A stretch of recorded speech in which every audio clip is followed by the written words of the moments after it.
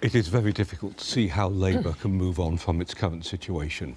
You've got a leader who's the only leader in Labour's history who's never had positive ratings in any poll ever, and that's a very serious situation. And the polling just gets worse and worse and worse. You remember, you only got one chance to make a first impression.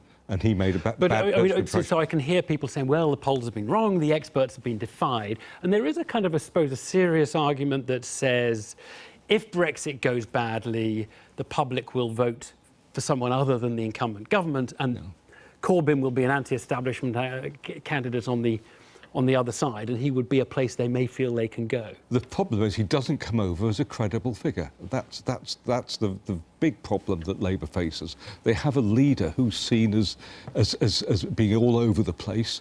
They have a leader who's tainted with IRA linkages or other terrorist linkages, which will be chucked at them. Just remember what the Tories did to Ed Miliband because he ate a bacon sandwich rather awkwardly. Now, what are they going to do with... Tamsin, I think you're hoping Corbyn's going to make it, aren't you? Yeah. Do you believe he will?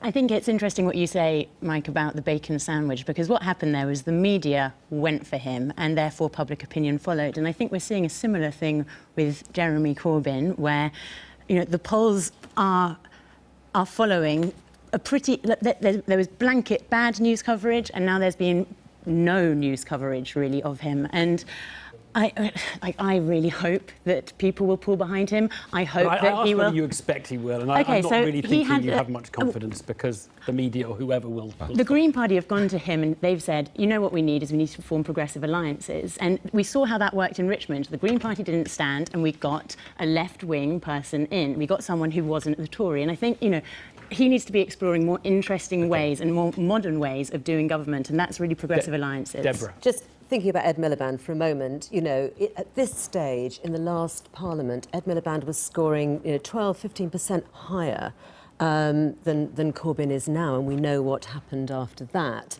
And on the subject of the polls, as you know, actually when the polls get it wrong, they tend to understate Labour, not overstate Labour. So if they're wrong, they're quite likely to be wrong the other way around.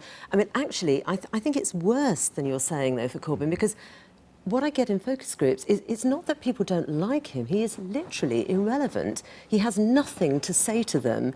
And, you know, I was doing some focus groups a few weeks ago and showing a photograph. Half the people in the focus groups didn't know who he was.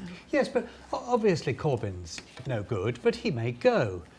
Imagine that Ed Balls came back into Parliament. Imagine Ed Balls was leading the Labour Party. Imagine that Theresa May stumbles badly I think that this would year. be great, but I think it's a big leap in Matthew imagination, isn't it? Come on. Matthew Goodwin. Forget the leaders, forget the Labour Party. This is about a crisis that is facing social democracy. They've run out of ideas. The rules of politics have changed. Culture and identity matter just as important as economics. And the Labour Party and the Socialists and every other West European country have got nothing to say to that. It's not about Corbyn. It's not about Labour. Social democracy. It's run out of ideas. I want to end this section. I want to ask you, just a show of hands here, folks.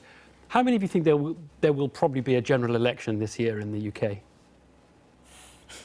And how many of you don't think there'll be a general election? Right. That's really... No, that was interesting. That was interesting.